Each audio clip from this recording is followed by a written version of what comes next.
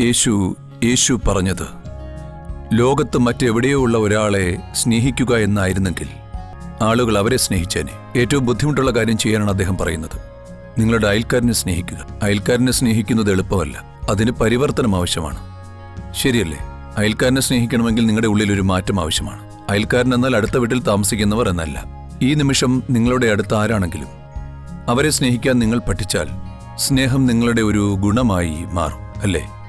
സ്നേഹിക്കുക എന്നാൽ എന്താണ്? വികാരത്തിന്റെ തലത്തിൽ നിങ്ങൾ എല്ലാവരെയും ഉൾക്കൊള്ളുന്നു എന്നാണ്, ശരിയല്ലേ? നിങ്ങളുടെ ബുദ്ധി എല്ലാവരെയും ഒഴിവാക്കാനാണ് ശ്രമിക്കുന്നത്. മറ്റുള്ളവരെ ഒഴിവാക്കി ഒരു സാധാരണ വ്യക്തിയാകാൻ സമൂഹം പറയുന്നു. വ്യക്തിത്വം കെട്ടിപ്പടുക്കാനാണ് അവർ പറയുന്നത്, അല്ലേ? ഞാനിങ്ങനെയാണ്, ഇതാണ് എൻ്റെ രീതി, അല്ലേ? അസ്തിത്വത്തിന്റെ സ്വഭാവം അങ്ങനെയല്ല. ഒന്നിനു മുകളിൽ മറ്റൊന്ന് എന്ന രീതിയിലല്ല അസ്തിത്വമുള്ളത്.